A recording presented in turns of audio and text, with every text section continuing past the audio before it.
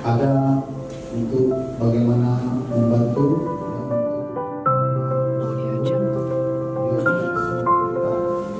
sampaikan bahasanya Pak Bupati sangat menginginkan bagaimana